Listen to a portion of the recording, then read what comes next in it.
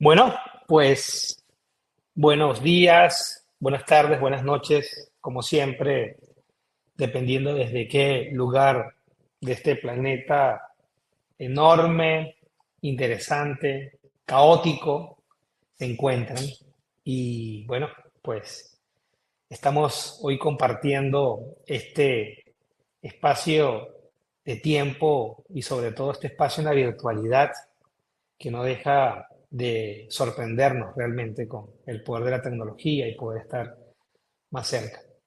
Yo soy Rafael Martínez Campoblanco y tengo la fortuna de estar permanentemente conectado con personas brillantes que nos enseñan cosas. Digo nos porque estas personas que tienen la capacidad de compartir lo que saben de alguna manera nos agrupan a muchos para estar cerca de lo que piensan, de cómo ven el mundo y cómo podemos aprovechar más de él, ¿no? Así que bueno, mientras se van conectando las personas en esta transmisión en vivo, que por cierto se va a colgar posteriormente en YouTube, quiero presentarles a mi buen amigo Alejandro Giuffrida, que se conecta desde Argentina, o ya nos dirá desde qué parte del mundo está, y nos va a hablar sobre un tema que yo diría está ya sobre la mesa de los tomadores de decisiones de las distintas instituciones de educación, que ya está en el radar del interés inmediato de quienes lideramos proyectos educativos, pero muchas veces tenemos más preguntas que respuestas y eso pasa con las tecnologías emergentes. Así que para dar comienzo a esta sesión de hoy martes 30 de julio, cuando se cumple justamente las 7:03 de la tarde, hora local, yo me encuentro en la ciudad de Guayaquil, en Ecuador. Vamos a darle comienzo a esta sesión. Alejandro, ¿cómo estás? Buenas noches. Hola Rafael querido, ¿cómo estás amigo? Bien, bien. Bueno, como siempre, atento para escucharte y cuéntanos dónde estás y qué hora tienes también.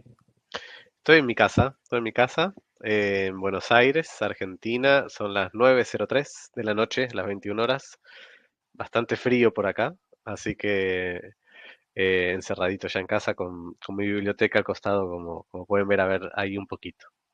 Bueno, gracias por la invitación, Rafa, querido. Un placer estar aquí con vos, con tu audiencia, con la comunidad que te sigue en los distintos espacios. Gracias por la invitación. Siempre es interesante juntarse a conversar sobre tecnología y sobre educación. Eh, y me gustó mucho la introducción que puedas plantearlo en un marco global, porque hoy creo que es por donde pasa la cosa, ¿no? Cómo pensarnos como ciudadanos del mundo y parte de la conversación va a ir guiada para ese lado. Así que si te parece, puedo comenzar, como vos digas. Por supuesto. Bueno, mientras vas ahí estirando los dedos, solamente un comentario. Tuve la gran oportunidad de, en pandemia, ser parte de la Conferencia Mundial de Educación Superior organizado por la UNESCO en Barcelona, España. Y en medio de todo ese mundo que estaba transformándose, conocí a Alejandro y desde ahí hemos tenido la fortuna, diría yo, de compartir en distintos escenarios y de compartir también actividades presenciales en Buenos Aires y en otros países, ¿no? En otras ciudades del mundo. Así que gracias a todo ello, estoy seguro que esta sesión sobre cómo se beneficia la educación a través de la tecnología de blockchain va a ser muy reveladora para todos. Alejandro, en este momento la moderación es tuya. Comenzamos con la presentación y atento de las preguntas y respuestas que vamos a tener como acción siguiente a esta primera fase del webinar. Adelante, por favor. Muy bien, bueno, nuevamente gracias por la invitación. Les voy a compartir pantalla. Dame un segundito.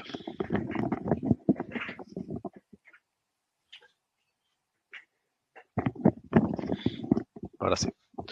Bueno, Rafa, ¿lo ven bien? Cualquier cosa vos avísame. Lo vemos y te vemos bien. Y te escuchamos, Perfecto. por supuesto. Adelante. Bueno, te decía que estábamos bastante conectados, pues yo también pensé em, hablar de educación, de blockchain, pero vinculado, o por lo menos centrado en el sentido de ciudadanos del mundo, pensarse como ciudadanos globales y qué sucede con la virtualidad, ¿no? Porque en buena medida blockchain lo que viene a hacer es dar una respuesta a las necesidades que los ciudadanos cada vez más globales y cada vez más virtuales tenemos. Una respuesta frente a otros tipos de desafíos, a mi juicio geopolíticos, que es qué sucede con los estados-nación, ¿no? Porque blockchain de alguna manera lo que hace es venir a correr un poco el eje y plantear que hay formas de resolver cuestiones y formas de dar validez a distintas situaciones sin necesidad de que un órgano nacional de un país dé respuesta a eso, sino a través de una comunidad global que puede estar en cualquier parte del mundo, como bien decías vos en tu introducción. Em, una muy breve presentación mía, como para que tengan un marco. Mi nombre es Alejandro Giuffrida, como dijo Rafael. Yo vengo del campo de la educación, pero también del campo de la comunicación, del campo de la tecnología. Trabajo actualmente en tecnología. Hasta el año pasado fui rector de una universidad, presidente de una red de universidades, con lo cual tuve el gusto y el placer de viajar por distintos países de Latinoamérica y también participar, como decía Rafa recién, de la Conferencia Mundial de Educación en Barcelona y distintos espacios. Y creo que este es un tema que puede ser bastante interesante como disparador para plantearse qué es lo que está sucediendo hoy en educación superior y educación en general. ¿Cuál es el camino que yo les propongo que analicemos? Bueno, en primer lugar, muy brevemente, analizar un poquito los fundamentos de blockchain. Doy por sentado que más o menos, si están aquí, tienen como cierta idea, entonces tampoco no quise ponerme muy técnico para no aburrir y no ocupar demasiado técnico, demasiado tiempo en la parte técnica, pero sí, por lo menos ver un poquito las características. Segunda instancia, hablar un poco de en qué sociedad estamos hoy, qué sociedad en términos de educación, en qué sociedad en general estamos hoy. En tercer lugar, hacer un puente entre eso que vimos al comienzo y la segunda instancia, o sea, conectar el blockchain y la educación. Y como último slide, analizar un poquito en qué lugares ya se está aplicando, qué implicancias tiene y cómo se está viendo. En primer lugar, bueno, ¿qué es blockchain? ¿O cuáles son sus principales fundamentos? Blockchain es conocido o salta a la fama, por decirlo de alguna manera, por ser la tecnología que sustenta Bitcoin, ¿no? La criptomoneda de Bitcoin. Sin embargo, cada vez más vemos que hay aplicaciones que superan muchísimo el tema de las criptomonedas y que se va extendiendo a otros campos, por ejemplo, educación, pero otros, por ejemplo, el sector inmobiliario, el campo de propiedad intelectual, etcétera. Hay muchísimos, el campo legal también. Em, ¿De qué hablamos cuando hablamos de blockchain? Es un registro, es una base de datos distribuida. Esta gráfica es muy interesante para analizarlo, porque es como si fuesen vagones en donde toda la información se va alojando en cada uno de los vagones y cada uno de esos vagones a su vez tiene muchos nodos que la confirman esa información. Y por lo tanto, y cada uno de estos nodos es una persona, por decirlo de alguna manera, o una computadora, un nodo conectado a esa red de blockchain. Hay muchas redes posibles de blockchain. Cuando se conecta un vagón nuevo, el vagón nuevo, que va al siguiente nivel de ese tren, para poner la analogía de los vagones y los trenes, lo que hace es reconfirmar el vagón anterior. Por lo tanto, esto le garantiza una imposibilidad de ser hackeado. Porque si yo quiero mover lo que está en este vagón, tendría que antes pasar por todos estos y poder transformar lo que está en la información que está en el registro contable de todos estos nodos que validaron la información. Por eso es distribuida. Es una tecnología distribuida porque cada uno de los que se conectan a esa red están de alguna manera validando la información que está alojada en blockchain. Y eso le da una potencialidad muy fuerte, le da una inmutabilidad a los datos. Em, ¿Cuáles son sus fundamentos? Yo destaqué tres, hay unos cuantos. En primera instancia, la transparencia, porque todas las transacciones son visibles para todos todo el tiempo. Eso genera un nivel de confianza muy grande, porque si yo puedo ver todo nivel de transacción que sucede en una red, tengo la seguridad de que nada va a estar pasando por detrás mío. En segundo lugar, como decía, la inmutabilidad. Una vez que un bloque es añadido a la cadena, o para volver con la analogía, que un vagón se suma a ese tren, o esa locomotora, ya no puede ser alterado, no hay forma de volver para atrás, no hay forma de tocar el registro, no hay posibilidad de que haya un fraude. Acá la primera asociación que uno tiene con educación es buenísimo por lo menos para certificados, porque la posibilidad de evitar que se fragúe, que se altere, que se modifique un diploma, con esto es automática. Eh, y también es un riesgo porque lo que nosotros emitimos en blockchain estará por siempre en blockchain y no lo vamos a poder cambiar. Hay excepciones, por ejemplo, lo que se llaman NFTs dinámicos, que si quieren después lo vemos al final, pero en líneas generales lo que está en blockchain por siempre y no se cambia. Y en tercer lugar, la descentralización, que es el punto más fuerte, o por lo menos la filosofía más fuerte que está detrás de blockchain, ¿no? Porque básicamente ya no es necesaria, como les decía al comienzo, una autoridad central, un país, un estado, nación que diga, este documento es real. Yo te pongo el sello, soy el Ministerio de Educación de la Argentina y te pongo el sello diciendo que este título es real. Esto es lo que lo hace tan disruptivo, lo que lo hace tan desafiante, lo que genera todo un planteamiento geopolítico, ¿no? Porque como la información se distribuye de manera estandarizada entre todos los nodos y todo el mundo tiene acceso por igual a esa información, una vez que está dentro de la cadena de blockchain, se autovalida con la participación de los otros integrantes de esa red. Y por lo tanto, mientras más miembros de esa comunidad, más fuerte la red, más nodos y más segura y más confiable es la información que uno puede acceder en blockchain. Dicho esto, habiendo analizado ya un poquito qué es blockchain en líneas teóricas, cuáles son sus fundamentos, vamos a ver un poco en dónde estamos parados en materia de educación en el siglo XXI y también algunas características del siglo XXI que ya exceden a la educación, pero que obviamente le impactan. Yo destaqué cuatro. En primer lugar, bien educativa, estudiantes globales. Como decía Rafa al comienzo, acá debe haber gente de distintas partes de Latinoamérica y posiblemente de otros lugares también. Esto explotó con la pandemia, aunque es un fenómeno que hay que siempre destacar y reconocer que venía de hace mucho tiempo, pero la virtualización masiva está permitiendo hoy que nuestros estudiantes se internacionalicen de una manera fabulosa, que estén en distintas partes, que nuestros docentes también tengan prácticas de internacionalización y vinculaciones con distintas partes del mundo constantemente, y cada vez más nos va a pasar que nosotros empecemos a formar ciudadanos que se autoconsideren globales. Esto no es una diatriba contra un Estado-nación, pero sí es una tendencia que hay que ponerla sobre la mesa todo el tiempo, ¿no?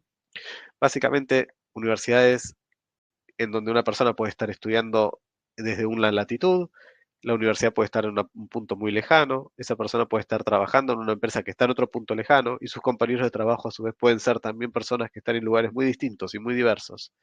Em, la idea de una ciudadanía global está tomando un cuerpo muy fuerte en nuestra sociedad actual en el siglo XXI, como primera tendencia para poner en diálogo con blockchain. La segunda de las tendencias es bien educativa también, la fragmentación curricular. Durante todo el siglo XX, por lo menos hasta los 80 o entrados los 90, em, eh, vimos el desarrollo de grandes currículum, ¿no? Carreras fuertes, profesiones de largo aliento, carreras de 40 y pico de materias, 50 materias, 6, 7 años, medicina, abogacía, arquitectura, carreras con mucho contenido y mucho contexto, ¿no? Profesiones estructurales. Em, lo que empieza a pasar después, a partir de los 90 sobre todo, es una fuerte fragmentación de disciplinas, una sectorización dentro de los propios sectores. Y esto obliga a que la educación empiece en un proceso de replanteamiento curricular, muchas veces acortamiento de carreras y planes, no tanto en Argentina, pero sí en muchísimas de nuestras naciones de Latinoamérica. Argentina creo que está empezando ahora en esa tendencia.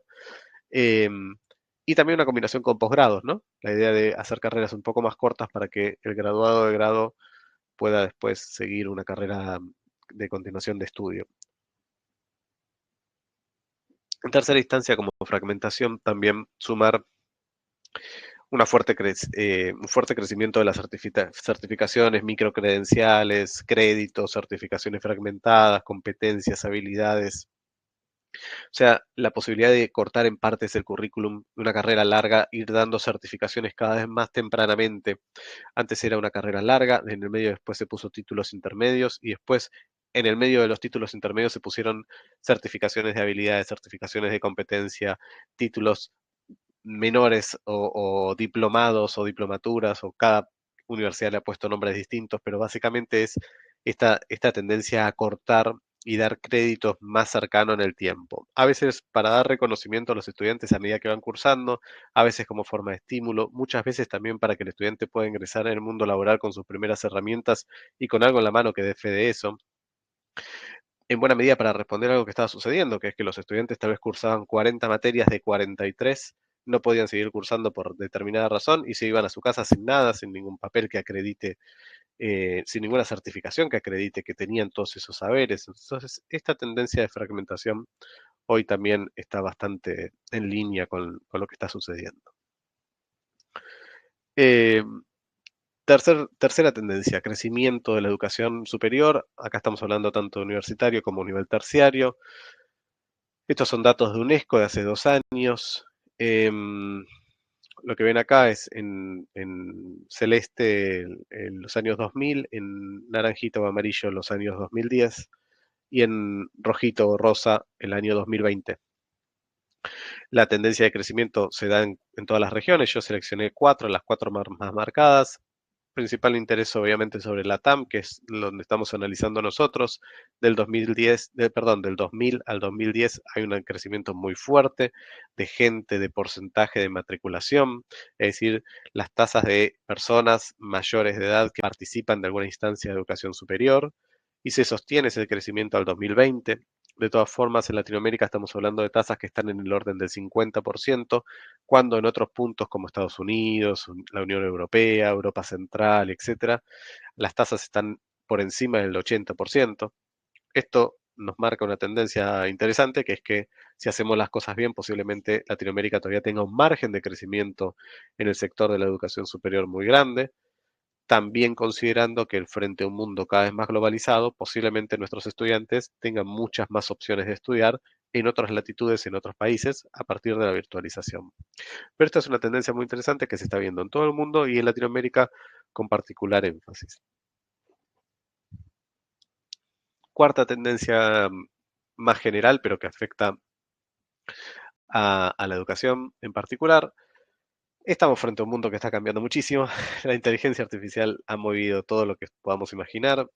Esta chica linda que ven acá es una modelo que está recaudando un montón de plata por su participación en redes sociales, pero en realidad no existe. Es una modelo creada por la inteligencia artificial, con perfiles sociales creados por la inteligencia artificial y que ha generado muchísima atracción y muchísimo movimiento, no solo por la belleza de la modelo, sino también por la tendencia de ver perfiles cada vez más creados por inteligencia artificial. Y estamos viendo que eso sucede con videos, sucede con artículos, sucede con fotografías, sucede con cuantos recursos ustedes puedan imaginarse. Esto tiene un montón de implicancias. La primera es que el concepto de lo real cambia, ¿no? Porque para nosotros o para personas de mi edad, yo tengo 40 años, personas de mi edad, lo real tiene determinado valor, determinado concepto, determinada biblioteca detrás, pero posiblemente para un chico de 20 o para un chico de 10, lo real ya no es lo mismo que para mí. La frontera entre lo real y lo no real va moviéndose profundamente, así como la frontera entre la vida física y la vida virtual. Para mí hay una vida física y ya, para muchos hay una vida física y también hay una vida virtual muy profunda. Y yo soy una persona que me gusta y que disfruto de la tecnología, pero aún así es muy fuerte lo que se está viendo en tendencias de niños mucho más chicos o de niños chicos sobre qué es lo que consideran real, dónde está la vida. Entonces, frente a esto, analizar dos cosas. En primer lugar, si se puede crear una modelo con inteligencia artificial, imaginen si no se va a poder alterar o falsificar un certificado, un título que está hecho con papel y que tiene un sello en papel, ¿no? Y que está escaneado y puesto. Eh, es decir, que ahí hay un riesgo latente muy obvio. Pero en segundo lugar, también sucede que nuestros estudiantes que viven en un mundo virtual tienen derecho y tienen ganas de tener presencia en la vida virtual y demostrar quiénes son con herramientas de la vida virtual, no con un PDF escaneado. Demostrar quiénes son, cuáles son sus capacidades, cuáles son sus estudios, cuál es su historia. Entonces también hay que construir instrumentos virtuales, digitales, de calidad, confiables, para que nosotros podamos nutrirnos en otros espacios como los virtuales con herramientas adecuadas. Bueno, hemos visto entonces fundamentos de blockchain, hemos visto un poco lo que está pasando a nivel de educación, a nivel regional y a nivel también global en cuanto a tendencias.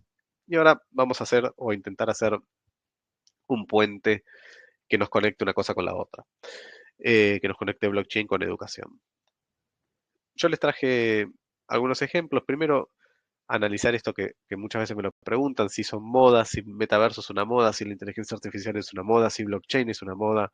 Yo les diría que sí, que muchas veces hay modas, pero no es el caso, ni de la inteligencia artificial, ni de blockchain, y creo que del metaverso tampoco.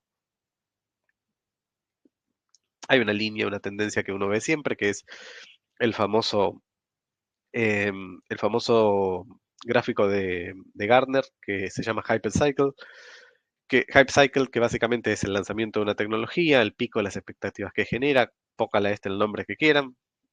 Por ejemplo, hoy estaríamos con inteligencia artificial, seguramente estaríamos acá. El pico de las expectativas que genera. Después una fuerte desilusión porque las tecnologías no llegan tan rápidamente, porque son muy costosas, porque su implementación no es sencilla, porque su adopción es compleja. Y después una rampa lenta, un poco más progresiva de consolidación hasta que se ameseta su producción y su uso, ¿no? Esto es una tendencia bien clásica de las tecnologías que en un momento son emergentes y después pasan a ser tecnologías ya estables, ¿no?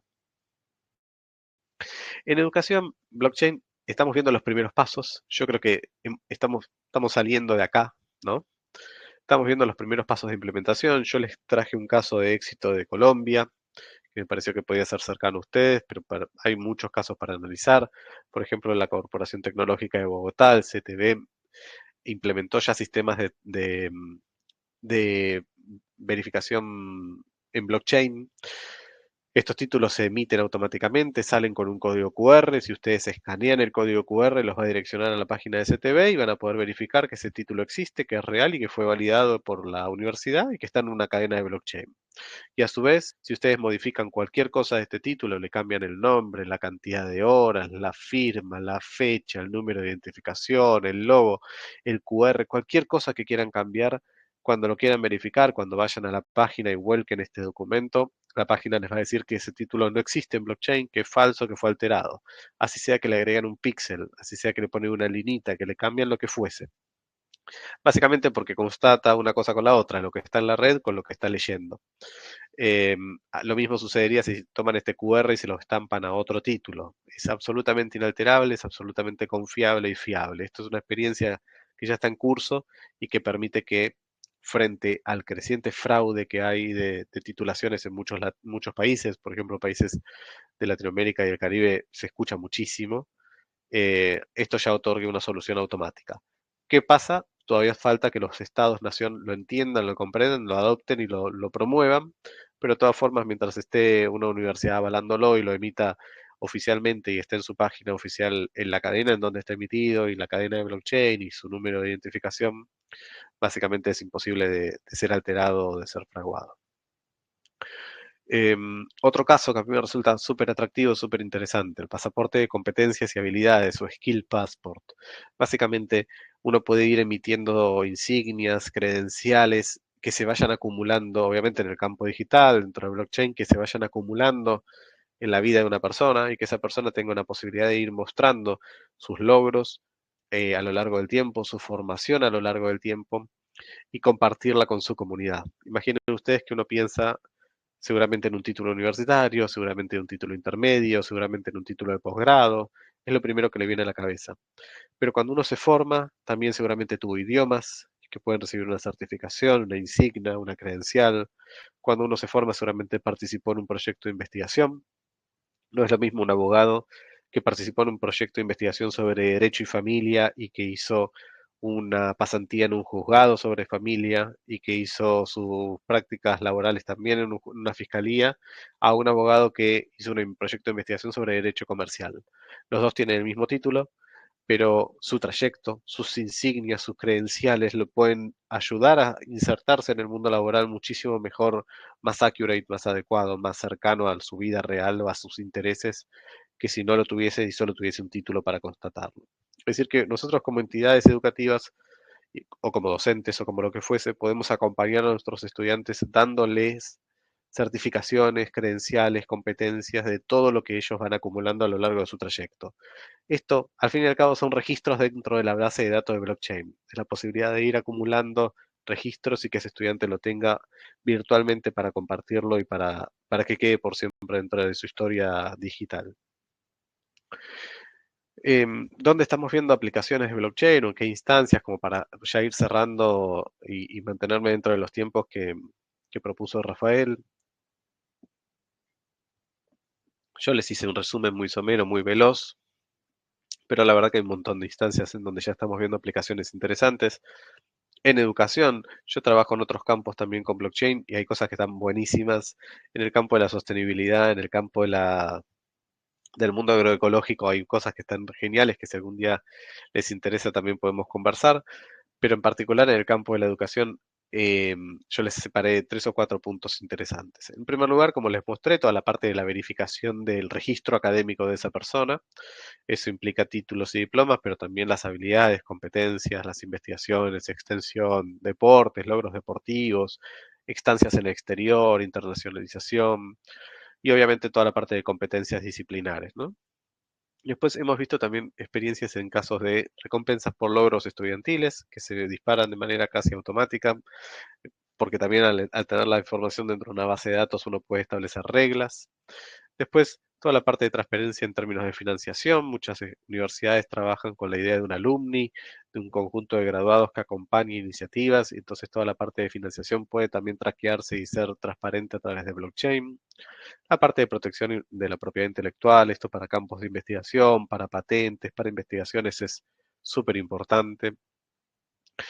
Después, toda la rama, por decirlo de alguna manera, de gestión, de administración, ¿no? Ahí estamos hablando de la parte de almacenamiento de los registros de nuestros estudiantes, de toda la parte de gestión de préstamos estudiantiles, de uso del dinero de los préstamos, la parte de pagos y cobros en las universidades, los sistemas administrativos en general, sumado a experiencias muy atractivas, por ejemplo, en el campo de la asistencia, para que los estudiantes puedan tener un NFT, porque al fin y al cabo cuando uno emite un activo digital en blockchain, lo que emite es un token no fungible, un NFT, y ese token le puede permitir a una persona acreditar que es dueño, que su identidad es real y que solo él tiene acceso a ese token virtual, y por lo tanto, en un mundo virtual donde la asistencia ya no es, entra mi alumno, yo le veo la cara y lo reconozco, sino que muchas veces entran a exámenes o incluso a clases con las cámaras apagadas y solo un nombre, la posibilidad de filtrar o de loguear a ese alumno a partir de un NFT emitido en blockchain hoy está siendo muy atractiva y en algunas plataformas ya está incluso implementado en su interior. Por ejemplo, en Zoom, uno puede conectar redes de blockchain con Zoom para poder validar el ingreso de una persona usando lo que se llama un POAP NFT. Aplicaciones hay un montón. Este es un recurso, perdón, un resumen muy general de lo que estamos viendo. Pero imagínense que las potencialidades son muy grandes y además sobre algo muy sencillo que es la distribución de una base de datos de información. No tiene mucha más ciencia o más tecnología detrás que eso. No es una inteligencia artificial que sí implica procesos mucho más complejos. Es, en este caso, la distribución de una base de datos. Y miren cómo ha logrado transformar desde tantos puntos distintos lo que sucede hoy en el campo de la educación. Así que hasta aquí más o menos la presentación. Em, Dejarles esta reflexión, que blockchain a mi juicio abre un mundo de posibilidades, pero sigo creyendo que es la educación la que es la que tiene que dar ese paso, la que tiene que confiar y atreverse a dar ese paso. Pero el mundo está ahí, el mundo de posibilidades, así que ojalá que podamos transitarlo en conjunto. Quedo abierto a la conversación. De nuevo, gracias querido Rafael por la invitación y espero que haya resultado interesante en esta primera parte. Sí, totalmente. Bueno, de hecho, les voy a pedir a quienes están en la sesión en vivo que puedan escribir sus preguntas a través del chat. Vamos a aprovechar todo este ecosistema, ¿no?, de comunicación para poder comunicarlas directamente a Alejandro, que ha hecho una disertación desde los conceptos básicos y nos fue llevando hasta entender lo que viene. Y lo que viene no está muy lejos de donde estamos, de hecho. Y porque el futuro de la educación es ahora. Es una frase que tengo, Alejandro, desde hace algunos meses, muy dentro de mí.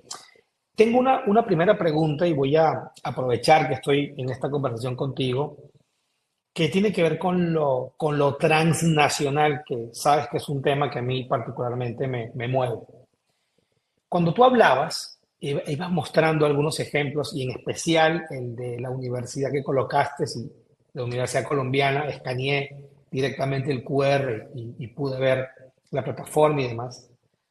Me imaginaba un poco lo que hace 60 años atrás era la apostilla de La Haya, que hasta hoy está orbitando los procedimientos académicos.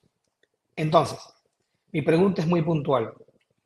La apostilla de la Haya sirvió y sirve para darle una legitimidad administrativa a un documento, entiéndase un título que viaja por el mundo justamente para procesos administrativos. ¿Tú crees que blockchain es el futuro de eso o de alguna manera esto va a dejar de existir por la tecnología blockchain?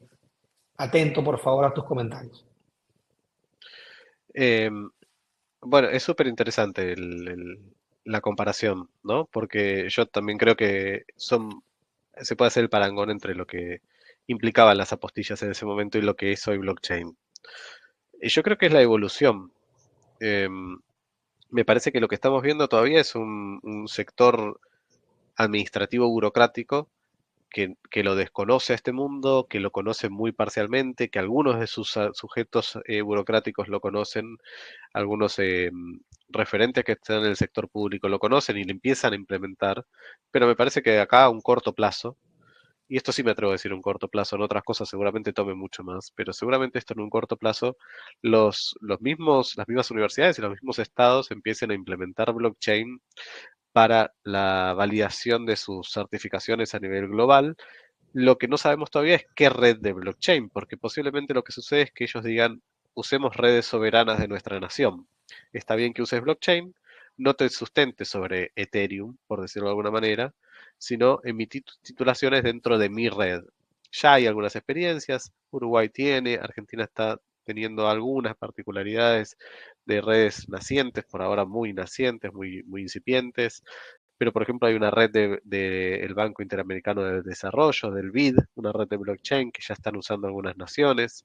Entonces creo que lo que va a pasar es eso, creo que van a haber redes nuevas del orden público, obligado a los estados a nuclearse en redes del orden público donde se van a emitir titulaciones en blockchain. Eso, pocas cosas me atrevería a asegurar, pero esta estoy bastante seguro que va a Wow. suceder.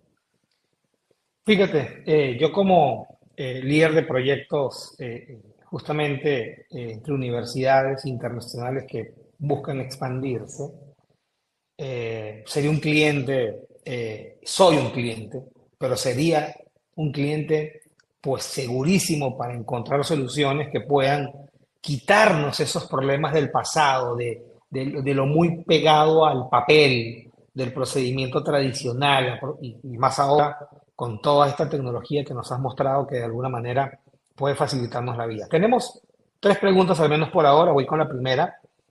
¿Puedes ampliar un poco más cómo se aplicaría todo este tema de la blockchain a la protección de propiedad intelectual? Pregunta Diana Martínez. Adelante, Alejandro.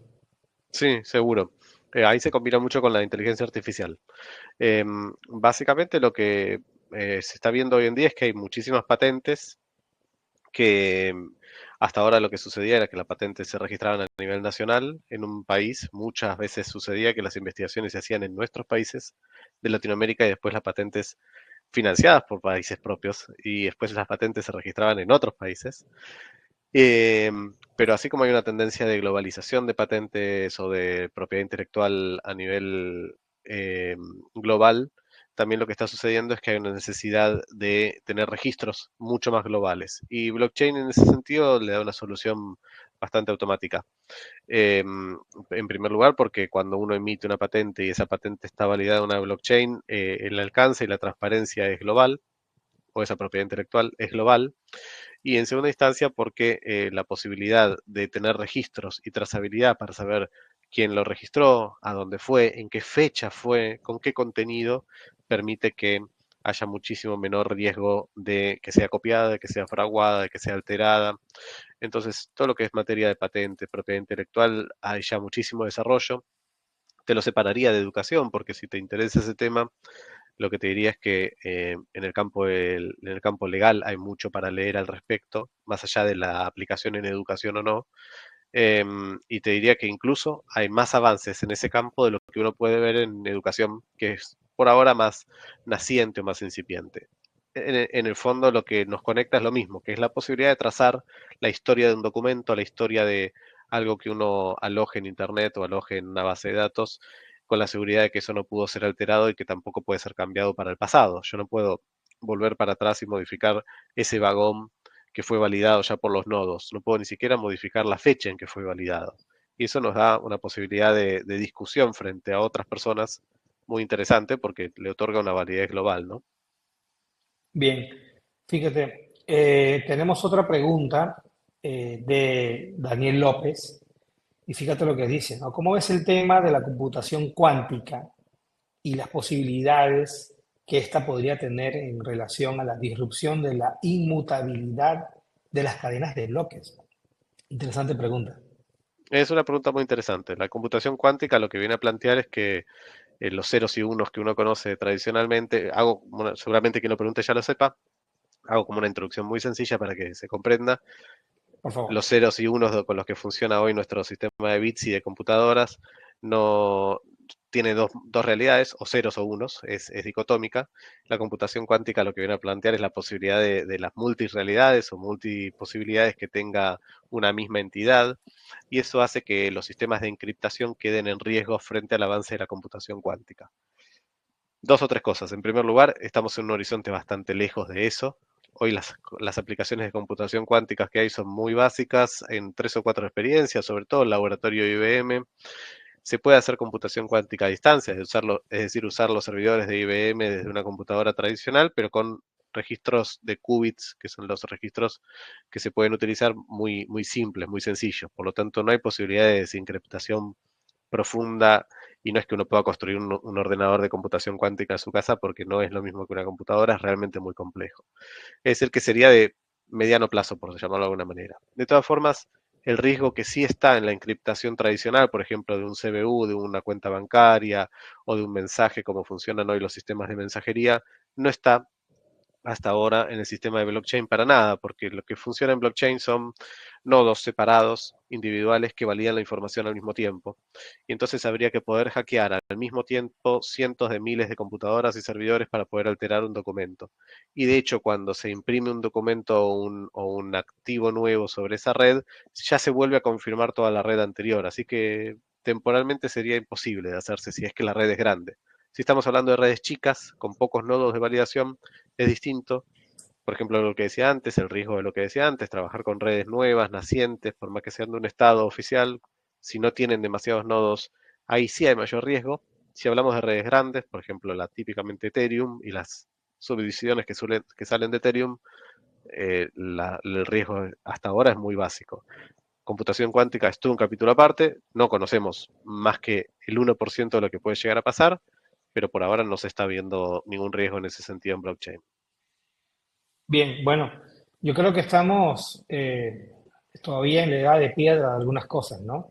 Entendiendo estos primeros pasos. Esa frase la he escuchado varias veces en distintos foros de educación y yo creo que es una manera también de entender que lo que viene aún es una bola de nieve exponencial, enorme, con una cantidad de cosas que amerita que estemos cerca al menos del debate, al menos de lo que se está hablando. Por eso este tipo de sesiones para mí son muy enriquecedoras porque permite que a nuestras comunidades podamos no solamente llevar el tema, que al final de cuentas ya está el tema en Internet, cualquiera ingresa a YouTube y hay miles, tal vez millones de contenidos que hablen de esto, sino es una oportunidad para encontrarnos, para escucharnos, como para el debate. Tenemos un par de preguntas, pero voy a tomarme el atrevimiento de decirte una que le he escuchado en varias reuniones y es lo siguiente.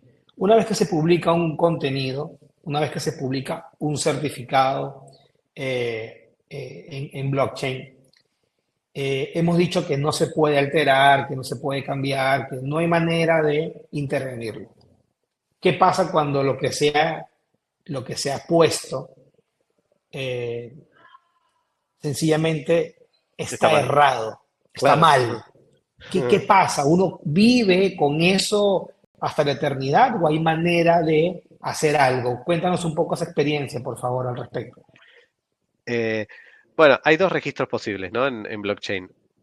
son todos tokens, los tokens son no fungibles, por eso se llaman NFTs, tokens no fungibles por la traducción al español. Lo que quiere decir eso es que no son alterables, no son cambiables y una vez que uno los emite no pueden ser modificados. Así que la primera respuesta sería, si en vez de poner Alejandro Giuffrida, mi apellido es con doble F, en vez de poner Giuffrida con doble F, ponen Giuffrida con una F, lamentablemente ese certificado va a permanecer en blockchain y lo que la universidad va a ser simplemente emitir otro registro dentro de blockchain correcto y transferirme a mi cuenta, a mi wallet, a mi billetera virtual, el NFT adecuado, el que tiene la información correcta. Pero el otro va a pervivir por siempre en blockchain y no se puede alterar. Ahora, dicho eso, existe la posibilidad de hacer tokens dinámicos, NFTs dinámicos. Esos NFTs dinámicos, para poder emitirlos, me voy a poner un poquito técnico, pero básicamente uno programa, generalmente usando un lenguaje que se llama Solidity, programa un smart contract. Toda emisión dentro de blockchain se hace con un smart contract, con un contrato inteligente. Y cuando uno programa, cuando uno escribe ese contrato inteligente, puede decir que determinado usuario pueda modificar ese NFT en el tiempo. Esos serían toques dinámicos. Yo he visto casos de usos re interesantes en educación, por ejemplo, y yo lo usé, de hecho, a estudiantes que ingresan en un curso, uno le puede emitir un NFT como una insignia que diga soy estudiante de, y ir transformándole el NFT ese que tiene en su billetera virtual a lo largo del tiempo, e incluso cuando finaliza, transformar ese NFT en su certificado de finalización. Lo mismo podría uno emitir un NFT que diga que está cursando informática 1, después informática 2, informática 3, e ir haciendo avances en un mismo activo digital en vez de emitir distintos activos digitales. Eso se puede hacer, hay que simplemente pensarlo antes de escribir el contrato inteligente como para tener la posibilidad de hacerlo. Si vamos a emitir diplomas, yo recomiendo no hacerlo porque no veo necesidad, pero si vamos a trabajar con insignias digitales o con cuestiones más flexibles, me parece que es súper posible, positivo y que está bueno hacerlo porque es divertido incluso que un estudiante en su propia billetera virtual vaya viendo cómo se va transformando y actualizando el NFT que tiene como activo digital. Bien. Tenemos una pregunta interesante y tú, Alejandro, que has tenido la experiencia de ser rector de una universidad, que has estado en la otra parte, ¿no?, de la Sí, acera de la educación. Andrés Peña nos pregunta, ¿no? ¿Cómo los profesores o los profesores, cómo podemos convencer al área administrativa de nuestras universidades para considerar esta tecnología? Es una pregunta estándar, interesante. ¿Qué hacer para no lo convencer a los hagan. tomadores de decisiones? No se vuelvan locos, no los convenzan. Empiecen a emitirlo ustedes. Hoy lo que permite esta tecnología es que justamente plantea una democratización muy fuerte. También tiene todo ese costado, ¿no? En el fondo hay una posibilidad de volver a repensar dónde están los ejes de autoridad. Incluso hay eh, tendencias muy atractivas para ver, ¿no? Lo que sucede con las DAOs, los sistemas de votación masivas sustentadas sobre blockchain que cambian el eje y dicen, bueno, ahora vamos a decidir con votaciones ecuánimes por todos los participantes que quieran ser parte de esta red. Entonces, en el fondo hay una discusión, como les decía, política. De dónde está la autoridad y quién es el que valida. Muchas veces la autoridad se sustenta sobre tener la posibilidad de validar. Hay carreras que siguen siendo muy exitosas porque un Estado dice que solo una persona que yo te digo quién va a ser médico. Y está bien que sea así. Tiene toda la lógica del mundo. Pero si esa carrera tuviese validación más allá de ese estado, ¿sería igual? ¿Funcionaría igual? Posiblemente no, porque justamente lo que le da mucha entidad es que hay un Estado-nación que dice que esa persona es médica porque solo él puede decir que es médica. Lo mismo sucede, por ejemplo, para extremarnos e ir a la filosofía política del siglo XIX, el uso de la fuerza, que hoy es solo administrado por el Estado-nación. Bueno, de alguna manera, para conectar algo tan filosófico y general como eso con la respuesta, de alguna manera lo que sucede es que uno puede empezar a emitir NFTs en blockchain con una facilidad muy a mano, con instrumentos muy sencillos, a veces sin siquiera poner un centavo, y uno podría emitir activos digitales para sus estudiantes siendo docentes sin necesidad de convencer a ninguna parte de la universidad. Me pongo como rector ahora, ojalá puedan convencerlos, siéntense con las autoridades de las universidades, cuéntenles que esto es una tendencia que está creciendo, porque muchas universidades lo que sucede es que están en el día a día y no siempre pueden salir del día a día, pero de todas formas, como experiencia para sus estudiantes, está buenísimo que lo implementen. Yo como docente tuve metaversos, metí a los chicos en los metaversos, emití blockchain, participé en experiencias de inteligencia artificial para hacer las primeras pruebas de sistemas de inteligencia artificial, y todo eso lo hice como mi actividad docente, no como mi actividad de administrativo o de gestión de una universidad.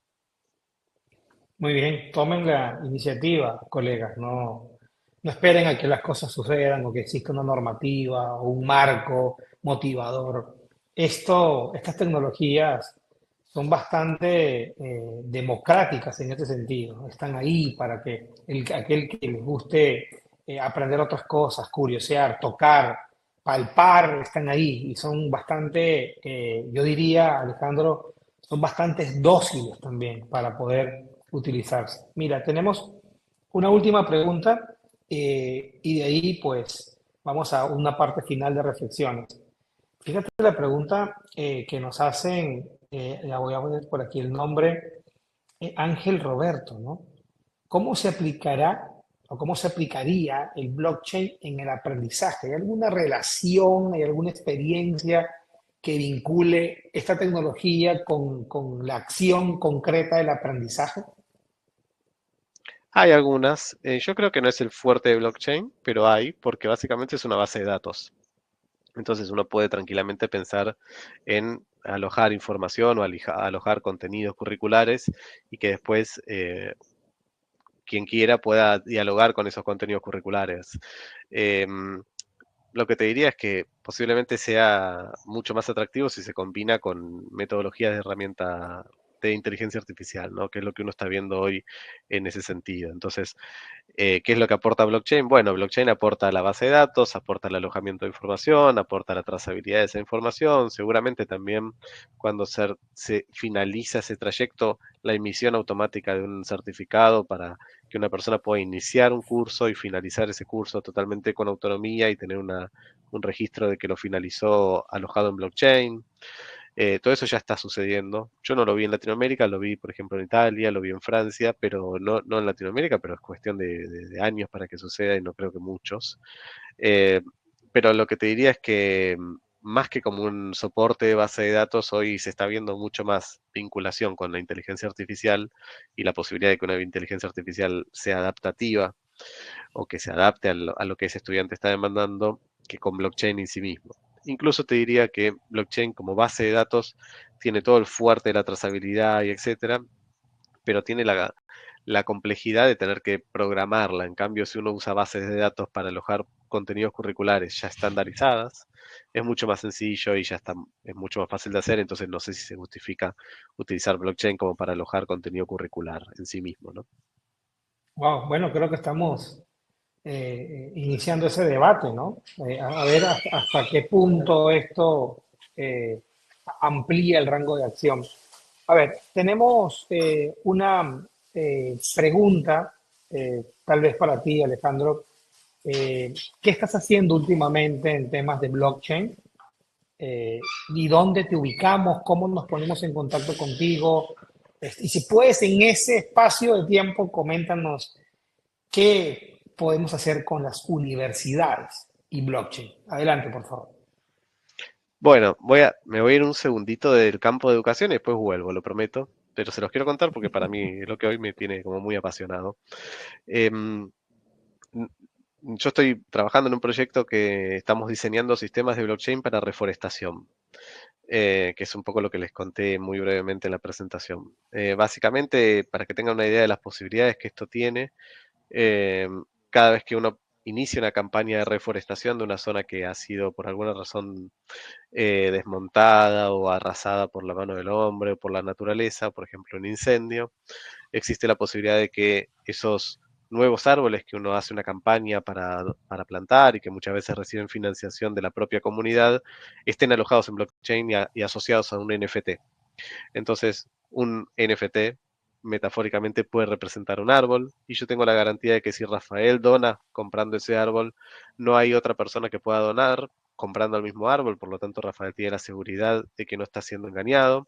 Y además ese NFT, como es dinámico, puede ir mostrando la historia de ese árbol y viendo cómo el árbol evoluciona. Obviamente no estamos hablando de un NFT por árbol, sino muchas veces un NFT que representa un lote de 10, 15, 100 árboles, dependiendo de la plantación, pero después se puede hacer traqueo satelital y ir actualizando ese NFT para que la donación de una persona no sea simplemente mandar un girar determinado monto de dinero, sino que haya un compromiso. Incluso uno pueda donar y regalarle un árbol a otra persona y tener un activo digital que lo represente.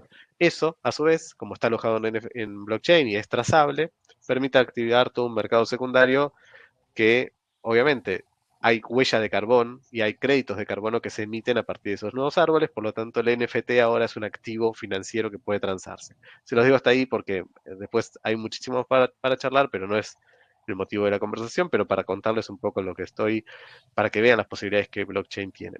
En el campo de educación, básicamente lo que hacemos, yo participo y soy parte de una empresa global que básicamente lo que hacemos es darle a las universidades y a centros educativos en general la posibilidad de hacer esto, implementar en sus propias administraciones y en sus propias páginas web sistemas de verificación de blockchain, donde una persona desde la universidad, típicamente un vicerrector académico, un secretario académico, emite un título, el estudiante tiene su billetera virtual, lo recibe como un activo digital, también recibe un JPG y ese título está alojado en blockchain y ese estudiante se lleva su activo digital a lo largo de su vida.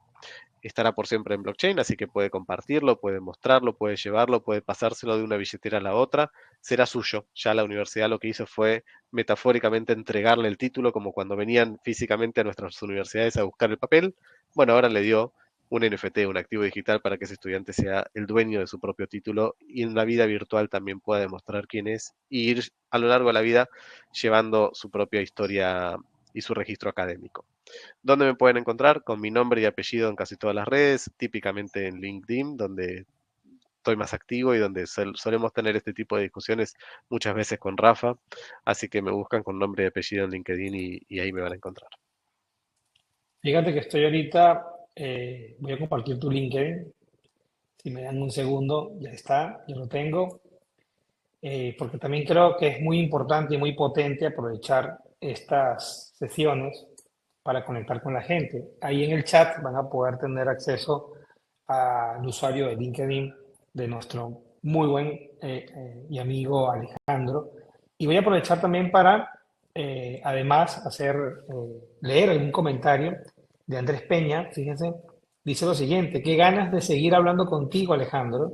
Por acá en Mushroom Protocol estamos trabajando en tokenizar propiedad intelectual con blockchain en el área de biotecnología. ¿Qué tal? Interesantísimo.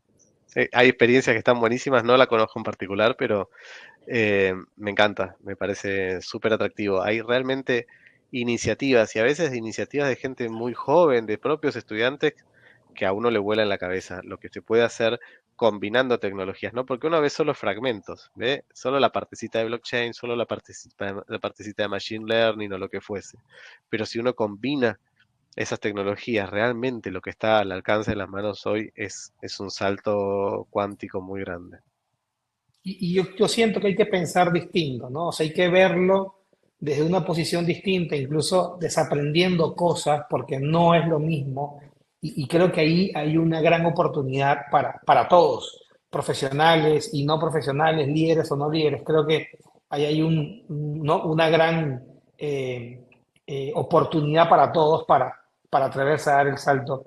Alejandro, yo quiero agradecerte, como siempre, por ser muy generoso con lo que sabes y poder compartir siempre con los distintos grupos lo que vas viendo. Yo creo que ese don de compartir es uno de los mejores dones que tiene un profesional y yo he visto tu trabajo, sigo lo que estás haciendo e intento involucrarte en cuanto proyecto me puedo ir encontrando en el camino porque creo que esto es una ventaja de cara al futuro, pero no al futuro dentro de 20 años, el futuro de mañana, de estos días, de la semana.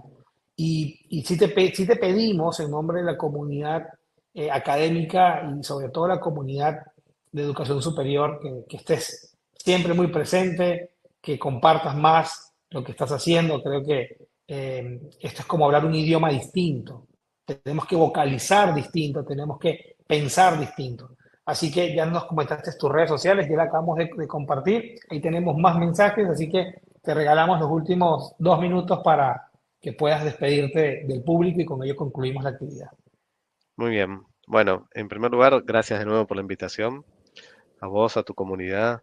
La verdad que a mí me encanta lo que haces, creo que está buenísimo, creo que en un futuro, como decís vos, muy cercano, lo que tiene valor, lo que agrega valor va a ir cambiando muchísimo. Nosotros estamos muy acostumbrados a buscar valor en el conocimiento estanco, donde está y en aquel que sabe y que habla y que lo cuenta, y eso está muy bien, pero también tenemos que empezar a mirar la importancia de las comunidades y cómo las comunidades se nutren a sí mismas y van creciendo en conjunto. Y en ese sentido, agradecerte por la invitación y felicitarte porque te veo ahí con un rol muy activo en el centro, combinando distintos países, distintos profesionales, distintos campos del saber y me parece que está buenísimo, me parece que ese es el camino. Me gustó muchísimo participar, hacía bastante que no estaba en un espacio así público charlando, porque desde que dejé el rol de rector bajé muchísimo mi participación pública también para poder conectarme con otras cosas, así que me gustó volver a reconectarme con esto. Encantado de haber participado, gracias por aquellos que hayan sumado su parecer, sus palabras, sus preguntas, así que bueno, quedo a disposición, Rafa querido, y estamos a la hora para lo que necesiten. Perfecto, gracias Alejandro. Por favor, mientras nos despedimos, pueden colocar por el chat algunos mensajes para Alejandro mientras estamos aún on live en la sesión. Agradecer también al equipo de soporte que se encuentra conectado, a Ernesto Montellano, que ha sido un catalizador de este tipo de acciones. Muchas gracias, Ernesto, por estar ahí. A Alba Vivas también, que da una motivación permanente para que este tipo de acciones se sigan desarrollando.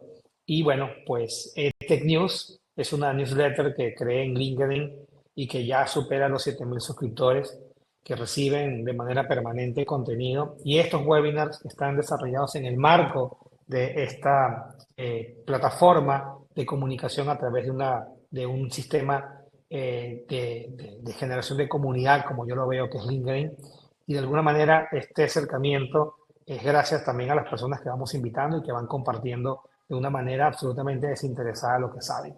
Así que les mando un fuerte abrazo a todos, Alejandro, mi cariño para ti, admiración, y nos vemos muy pronto, seguramente en otra actividad en la web y por qué no presencial. Espero que se cumpla. Un Seguro abrazo que sí. para todos. Cuídense mucho.